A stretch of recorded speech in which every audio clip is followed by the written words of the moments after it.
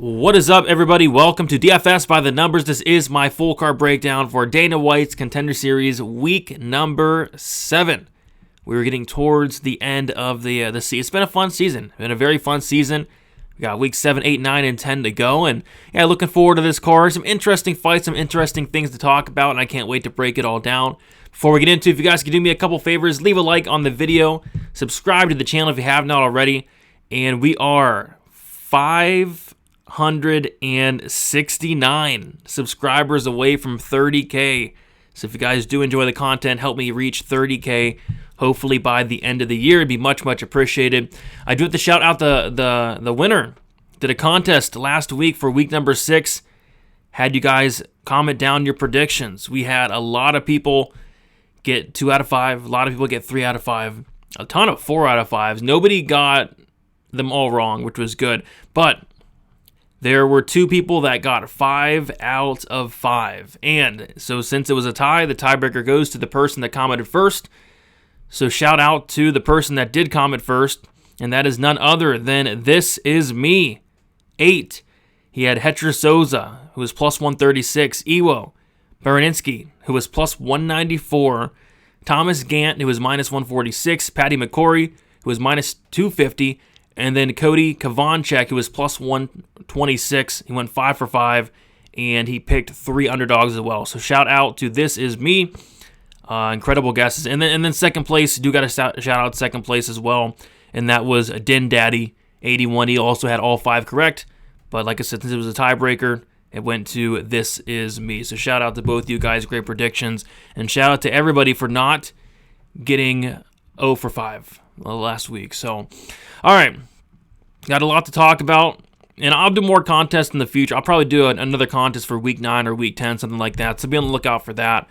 But let's break down some fights here. We're going to kick it off with the first fight of the night. It is Rafael Tobias going against Yair de Oliveira. We'll start with Tobias. Tobias, he's training out of Shoot to Box Monstro. He's 22 years old, 6'2". He has 13-1 and 5-0 in his last 5 fights. There are no notable wins or losses for Tobias. He has a 77% finish rate. 38% of his wins come by knockout. 38% of his wins come by submission. So some notes I have here on Rafael Tobias is, so they call him bipolar. You know, the nickname is bipolar, and he does this lame, it's so lame, like, he does this lame thing where he's smiling, he's all happy, and then he puts his hand down, and then he gets serious. He does it before every fight. It's just super lame, and it kind of pisses me off, but yeah, I mean, that's his whole gimmick. He's bipolar.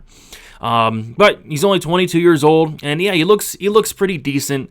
He's a big dude for the division, and he's going to have a massive size advantage here in this fight. He's going to have like a 5-inch height advantage, if not even bigger than that, because I feel like Yair Oliveira might even be even smaller than 5'9". So yeah, massive for the division, massive in this fight.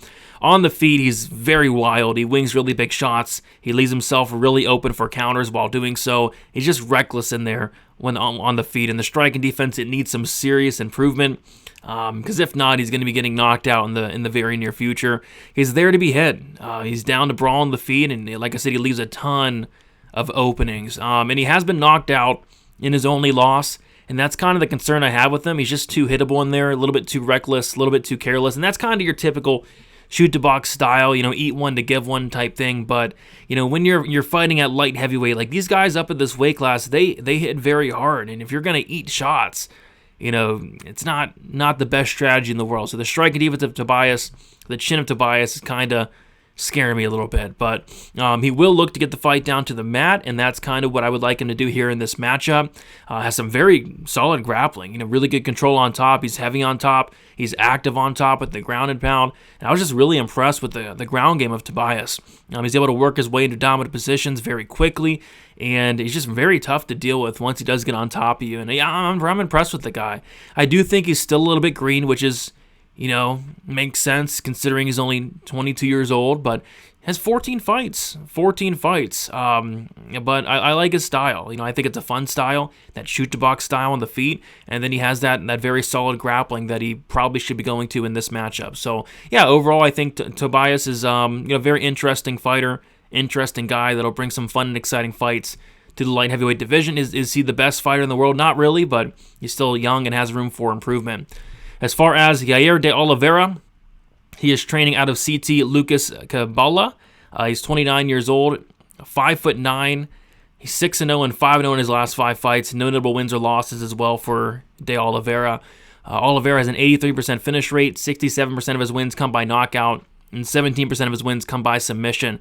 So for Oliveira, I mean, the level of competition is very rough. So his first 3 opponents were 0-0 at the time that he fought them, and then those guys actually retired after he beat them. He said, they probably said, oh my gosh, I just lost to a 5'6" guy. This is probably not for me, and his opponents retired. I mean, if you're losing to a 5'6" light heavyweight, it's probably time to hang him up, and that's what his opponents, previous opponents, did. And he's been very inactive. The inactivity from this guy, he actually became a pro back in 2015, and he took 7 years off between 2015 and 2022. And since coming back in 2022, he hasn't really been that active as well. But he's extremely undersized for the division. I mean, this guy's 5'9". I wouldn't be shocked if he was even, shorter than that. I mean, his opponents are all just towering over him. He's going to be very undersized in this matchup. And there's just no way this guy should be fighting at light heavyweight at 5'9". How often do we see light heavyweights at 5'9" in the UFC? We just don't. One heavyweight that comes to mind that is, on the shorter side is Chris Barnett, who I think as well is 5'9". But, in the UFC, we don't typically see these light heavyweights, these heavyweights at 5'9". We just don't. Yeah, I mean, he's wild, he's aggressive. He's only seen a second round once in his, and that was back in his MMA debut back in 2015, like 10 years ago. So, all his fights are finishing in the first round. He's barely fighting. He's not fighting the best guys. And what I noticed about de Oliveira right away is he has tree trunks for legs. I mean, I haven't seen legs that thick since like Norma Dumont. I mean, he has some of the thickest legs like you'll ever see. It just looks weird. He does have some power in there. He's very defensively irresponsible. No regard for his own safety. He is a brawler. But he's fought the biggest bums I think I've ever seen in my entire life. If you go and watch his last fight, it was the worst stoppage ever. So he gets on top of his opponent, and the ref just randomly stops it. He didn't land any ground and pound. He didn't go for any submissions. He gets on top of his opponent, and the ref just stops the fight. It's like, this is what we're dealing with here. And I've seen him land a takedown, and if he does get on top of you, you're not getting back up. Like, have you ever tried to lift up a tree trunk? It's not really possible. It's very hard to lift up a tree trunk. So if he can get on top of you, you're not getting up. But he's definitely at a grappling disadvantage here. And I'm just not sure. I'm not sure what Mick Maynard and Sean Shelby are really thinking here. I mean, is this really the best guy they could find? I don't know, but we'll see. So yeah, this fight, it's very, very low level. I think Tobias is still green, but I just feel like Oliveira has just no business being here. And if Tobias loses to this guy, like, he should be ashamed of himself.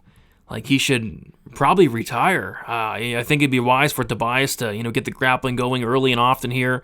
And I feel like if he does that, the fight probably is over shortly after. I just can't take Oliveira serious, at the light heavyweight division. He's 5'9". I don't know.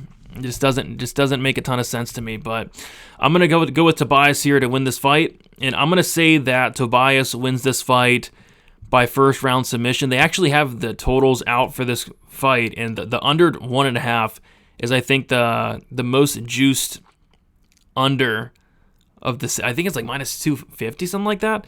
It just goes to show you that this fight's probably going to end early. So give me Tobias to win this fight by first round knockout or first round submission. It could be knockout, but I think this fight ends early. Tobias is minus 390. Oliveira is plus 325. I think Tobias should be a big favorite, but man, I wouldn't bet this fight, guys, but give me Tobias for the win. Up next, we have, I guess, a better fight. We have Javier Reyes going against Justice Torres. So we'll start with Javier Reyes. And by the way, this is a short notice replacement. Torres is stepping in for two different guys. One was Robbie Ring. One guy was some Brito guy. So this is going to be Torres stepping in on probably less than a week's notice. Just a heads up. So we'll start with Javier Reyes, though. He's training out of bare knuckle MMA. Reyes is 31 years old, 5'7" with a 73-inch reach. Javier Reyes is 21-5 and 3-2 in his last 5 fights. Notable wins or losses, has a decent amount of them. He lost to Larian Douglas by knockout in 2024. We just saw Larian Douglas knock out poor Cam Teague on the Contender Series a couple weeks ago. And by the way, poor Cam Teague. I hope he's doing all right. He got knocked out. I literally thought Cam Teague died. I was doing a fight companion that night, and I thought we witnessed the very first death in the octagon. And I swear I thought he died. And then I saw Cam Teague, and I was like, is that the ghost of Cam Teague? But apparently he's alive, he's well, so hopefully he's doing okay, Cam Teague.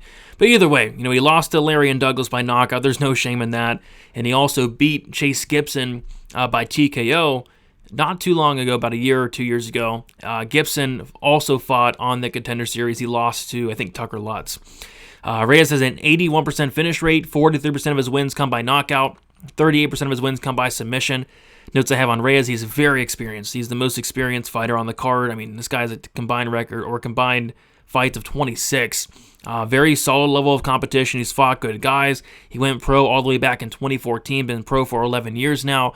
And yeah, he was supposed to fight Robbie Ring and Brito, and I think he would have definitely beat Robbie Ring. I didn't look into Brito, but this is probably an easier matchup than Brito. I don't know, though, but it's definitely a harder matchup than Robbie Ring, which I'm not sure why they brought Robbie Ring back in the first place.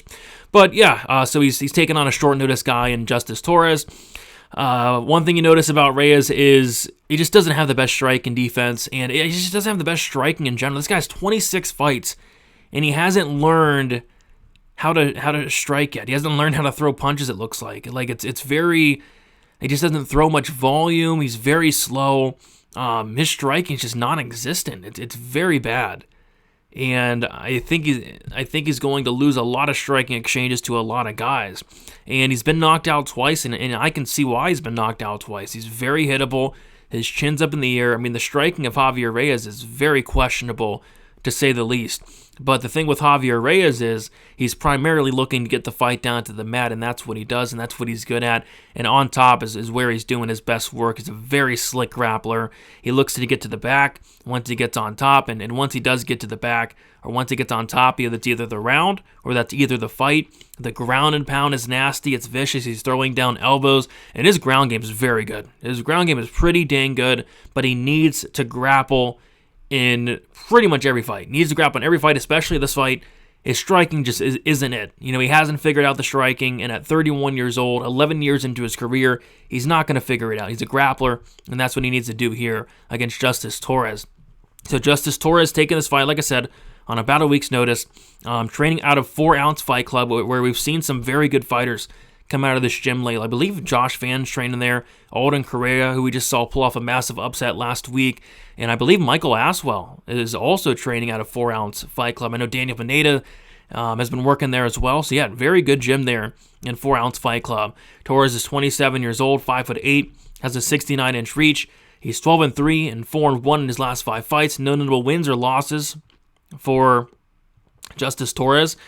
And so I'm curious to see how the short notice kind of affects him here, because not only is he taking this fight on short notice, but he's going to be going up against a guy that's going to try to grapple him, try to take him down. Don't really love that for him, but yeah, he has some very fast hands. He's a pretty good striker. He's most definitely by default going to have the striking advantage in this matchup, but he needs to keep the fight standing. Needs to keep this fight standing. And he's a decent striker, but he doesn't have the best volume. And he can be very, very patient there. Not a ton of urgency. He's really nothing like Michael Aswell, who's throwing a million strikes in a fight. He's nothing like Joshua Van. Same thing.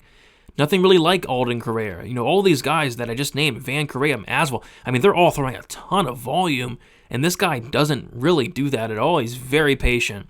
And yeah, I'm going back and watching, the fights of Torres, and, I'm seeing him taken down, and he's getting taken down a lot in a lot of fights. And he's getting taken down easily in a lot of fights, and that's going to be a problem here. He does have a decent get-up game, I'd say, but it's just really concerning how some of his opponents are just taking him down and how easily they're able to get him down. And I have seen him get some takedowns in his own right that wouldn't be wise here, but he does wrestle, quite a bit. And if he can't get on top, he does have some solid control, some solid ground and pound. But, if you're Torres, you want to keep this fight standing. But yeah, I've seen him get his back taken. I've seen him stuck on bottom for a long time in one of his losses. I was watched all 3 of his losses, and in those losses, he's getting taken down. He's getting controlled in the majority of those losses, and getting controlled for a good portion of the fight as well. So, yeah, I mean, if he can keep this fight standing, he absolutely wins this fight. But in my opinion, it's kind of a big if. So, this is a striker versus grappler matchup in my eyes. Torres has taken this fight on really short notice.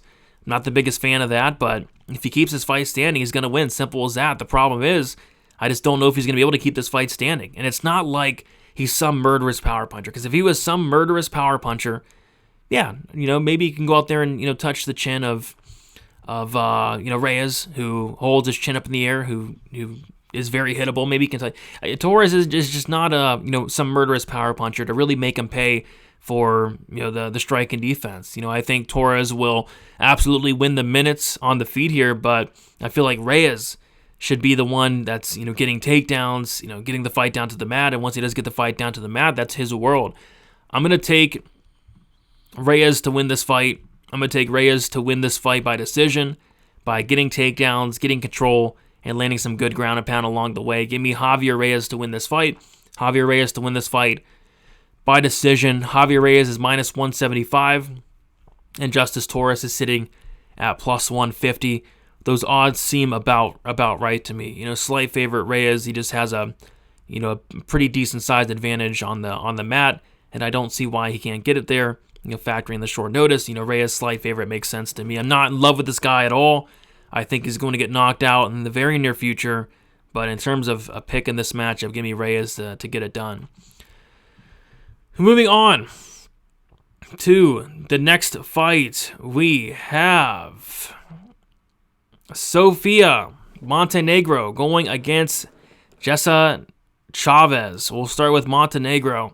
She is training out of Alpha Team. She's 26 years old, 5'6", 6-1, and 4-1 in her last 5 fights. She has no notable wins or losses, Montenegro. She has a 67% finish rate. Half those wins come by knockout, and half those wins come by submission. Or half those wins come by knockout, 17% of her wins come by submission, for an overall finish rate of 67%. Some notes I have on Montenegro. She has some solid hands. She's patient in there, but she's coming forward pretty much the entire time, which I do like. And she's very calculated. She picks her spots well. She'll throw punches to the head, to the body, has a solid jab. And I noticed she has really good combinations, Montenegro. Very fast hands as well. Very quick hands. When she starts to let them go, she actually has some pretty decent power for the division. Like I said, knocking out half her opponents. The volume kind of improves as the fight goes on, but the pressure, it's pretty consistent throughout the fight. It's like she's coming forward, as soon as the fight starts to, whenever the fight ends, which I do like as well. Has some very heavy leg kicks that she'll throws, and I just like that she has a different, a lot of variety on the feet. She looks solid on the feet. She's a very solid striker, and she's at her best when she's, aggressive, letting her hands go in combination, and those combinations are very nasty. I like the striking of Montenegro. The striking defense is not great. That's where she's going to get into some trouble. She can be busted up very easily in the fights I watch. She's, getting cut open. She's bleeding. Her face can be busted up very, very easily. She does not move her head, and she can get hit. She can get hurt. So the striking defense of Montenegro is not ideal, not the best. But yeah, I've seen her get fights down to the ground, and her grappling and control looks pretty good. I really like her control, and she goes to that. She goes to that a lot. She can get fights down to the ground, and she's pretty good there. And I think in this fight specifically, I think that'd probably be the best route for her to go out there and use that grappling. Get this fight down to the ground, get some control time. I know it's the Contender series, and Dana doesn't like that, but I think it'd be wise, and I think she'd have a big advantage on the mat. And yeah, I like Montenegro. She's fairly well rounded. She has good hands, good grappling. Still very young at 26 years old. Just work on that strike and defense, move that head a little bit more, and I think we have a pretty solid prospect on our hands with Sofia Montenegro. As far as Jelsa Chavez, she's training out of Gomez Fight Team. Chavez is 28 years old, 5'7", 5-0 in her last 5-0 and 5-0 in her only 5 fights. She as well has no notable wins or losses. Chavez has a 60% finish rate, and so she may have the worst, and I know I say this every week, but Jelsa Chavez may have the worst level of competition in Dana White's Contender Series history. It is so bad. She hasn't fought somebody with a win yet. Her opponent's combined record when she fought them was 0-8. And those bums are currently now 1-14 combined. I mean, she's fought a hairstylist. She's fought an Auntie Anne's pretzel vendor. She's fought an Uber driver. She's fought a daycare worker. And those daycare workers, they're tough. Those daycare workers are tough. You got to be tough. You got to be tough to be a daycare worker. Those fucking kids running around and fucking around all day. Throwing stuff, and you got to get them to nap, and to be a daycare worker, you got to be tough. So she did beat a daycare worker, but I don't know. She's fighting in a shopping mall. And you guys know how I feel about Demo Fight League. They're fighting in a shopping mall. Stop fighting in a shopping mall. People are trying to shop. People are trying to enjoy their families. People are there to maybe I don't know go to the mall, right? Just enjoy the mall. Go shopping. Go to the food court, get some Auntie Anne's pretzels, right? They don't want to see fights. They're not there for fighting. So she's in the Demo Fight League. She's fighting in a shopping mall, which is just feet away from a food court. She looks solid. But it's hard to tell how good she is because she's fighting random pedestrians at the shopping mall. I wonder if they set people up at a table outside the mall and say, "Hey, do you want to fight? We'll pay you. We'll pay you $500 if you get in here and fight Chavez. $500 to fight her." So it's very tough to tell. And there's very limited footage of her. There's not a ton of footage of Chavez. I was only able to find one MMA fight and one Muay Thai fight. That's it. And yeah, she passes the eye test, I suppose, but against who? And I look forward to seeing her fight somebody that's not working at Cinnabon. So it's tough. With these Demo Fight League fighters, it's like they're so hit or miss. Like we just saw, Alice Pereira look like ass, last week or the week before. We saw Jailton Almeida's teammate drop the ball a couple weeks ago as like a -600 favorite against some nobody. Got submitted in the 3rd round. We also saw Jailton's other teammate who's fighting in Demo look incredible and get a 1st round. We just don't know because they're fighting nobody. So yeah, it's tough to tell where these Demo fighters are at. I'm just not a fan of them. I can't take that promotion seriously. If you're fighting in a shopping mall, I just can't take it seriously at all. Chavez could be good. She's gonna have to prove it. She's going to have to prove it against somebody with a pulse. We just don't know. Shopping mall fighters, they're so hit or miss. They're so hard to get a read on. And I think we're going to find out a lot more about her in this matchup when she fights somebody that has a pulse. And Montenegro, which she does. I feel like Montenegro has more tools. She's more well-rounded. She's fought in better promotion. She's fought better fighters. She has more paths to victory with the wrestling, the grappling. And as far as I'm concerned, Montenegro does not work at Auntie Anne's Pretzels.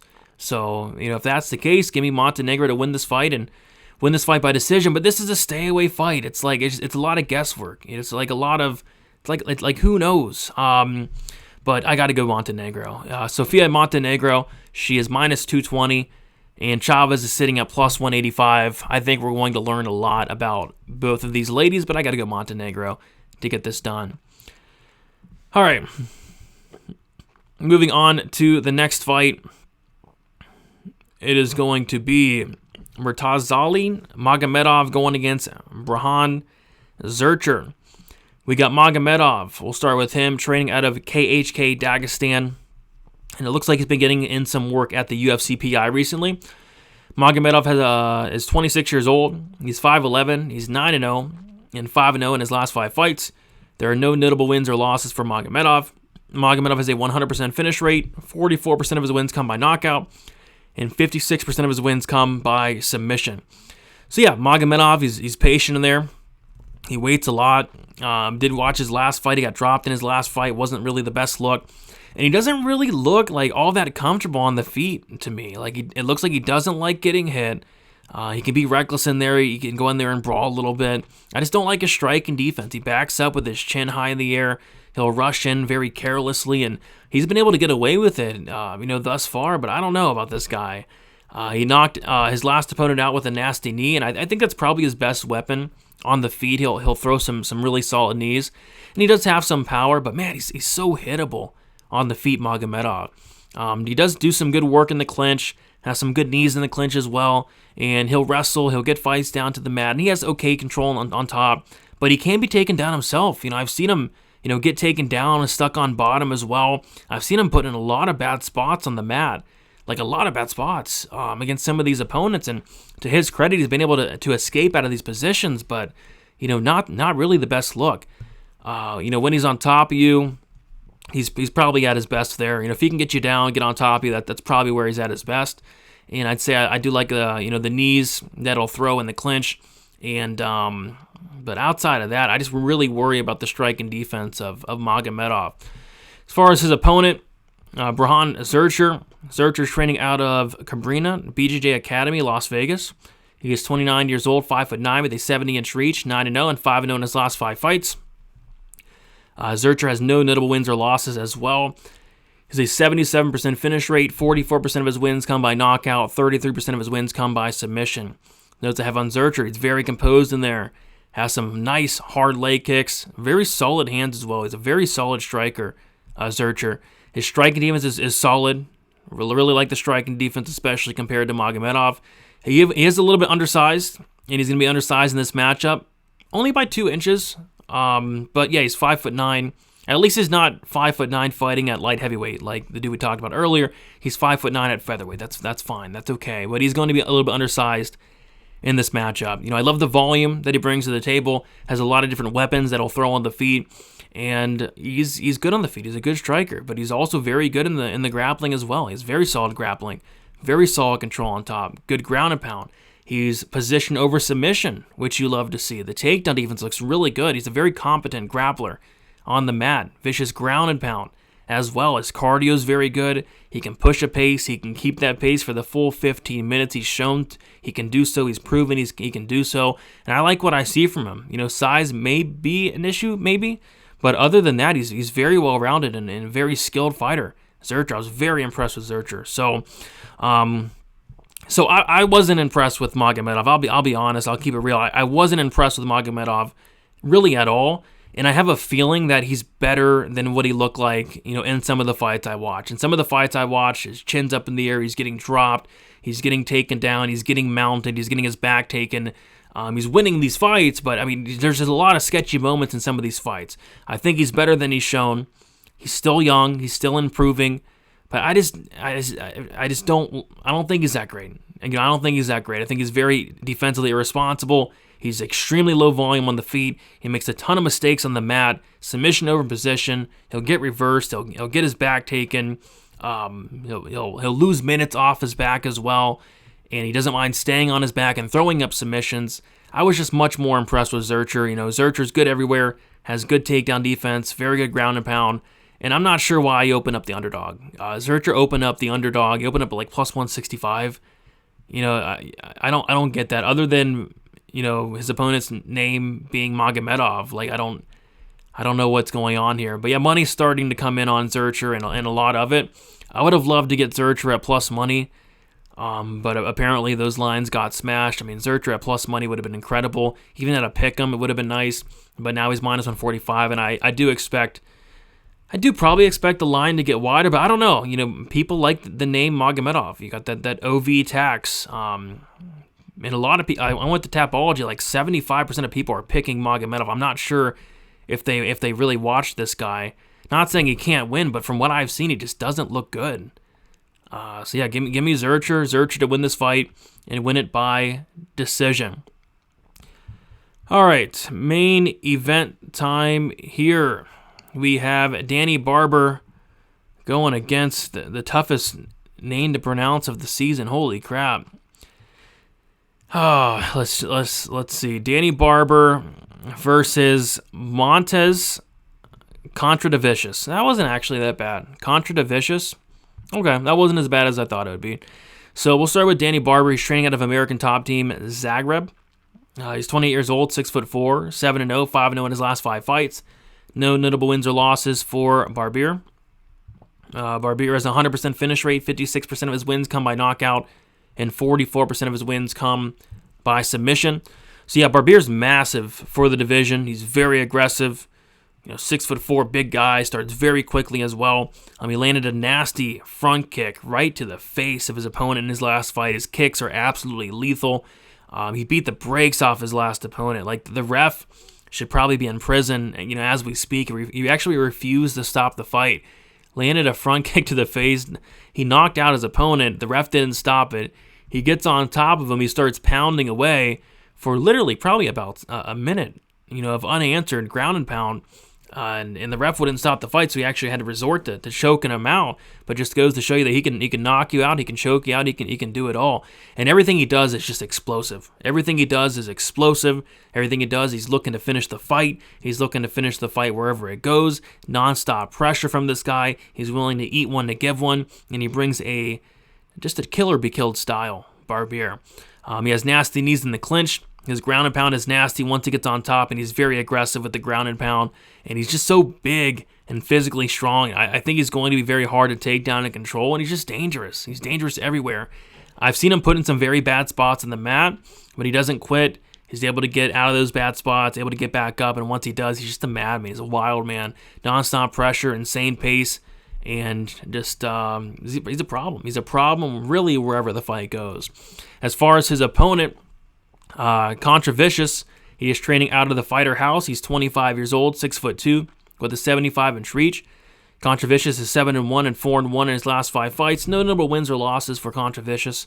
Has a 100% finish rate. 71% of his wins come by knockout. 29% of his wins come by submission. And yeah, Kondratacicius is one terrifying looking individual. Like, he's a terrifying guy. Probably as terrifying looking as like a Bogdan Guskov. Just scary looking. He's aggressive, and he has a ton of power. Both these guys are so aggressive. And he also brings a kill or be killed style. He'll bite down on the mouthpiece. He'll swing his dick. The pace of his fights are just insane. Has not seen a third round yet in his 8-fight MMA career. And if you watch this guy fight, you can kind of see why he hasn't seen a third round, because there's just no way. There's no way with the pace he fights at. There's just no way it's going to get to the third round. The takedown, even from what I've seen, it looks solid, but he has been submitted in his only loss. I was not able to watch that fight, though. I've seen him grapple in his own right. And the cardio looks rough to me. The cardio looks very rough, which it makes sense why it looks rough with the way he fights, but I have major concerns if this fight would get out of the first round. I don't think it gets out of the first round, but if it does get out of the first round, I would have some concerns. But yeah, he's definitely very tired, as the fight goes on. And he has a ton of heart. He's just a scary-ass dude. He's a fighter. He's a fighter. He wants to go in there. He wants to go to war, and he's fun to watch. I mean, this is the best fight of the card. I think they did a really good job putting the best fight, as the main event. Sometimes they don't do that, but they did it on this card. It's by far the most violent fight of the card. Somebody's absolutely going to be getting served here. Both these guys are dangerous. Both these guys don't give a shit. And I think we're just going to have a good old-fashioned dick-swinging contest in this one. I'm going to take Barbir to win this fight. I like the size. I think he has more ways to win with the grappling, with the ground and pound. I also think he has the better cardio, more than likely. And I just see these two standing and banging, man. I see him standing and banging until one man falls. And I think that man that's going to fall is going to be Kondratacicius. So give me Danny Barbir to win this fight. Barbir to win this fight by first round knockout. There you guys have it. Thank you so much for watching. Week 7. Can't wait for it. Some interesting fights. Can't wait. So I'm going to be doing a fight companion Tuesday night for the Contender series at 8 o'clock. So come check me out. We'll do some live betting, talk some props, some parlays. We'll get some commentary going. So check me out there. And yeah, guys, do me a favor on your way out. Just like, subscribe, And then leave me a comment as well. All those 3 of those things go a very long way. If you want more content, check out dfsbythenumbers.com. As always, I'm doing a ton of content for UFC, doing a ton of content for Dana White's Contender Series, and all that will be out as soon as the odds and props start dropping for week number 7. So, you guys, best of luck. Week number 7. We'll talk to you soon. See you.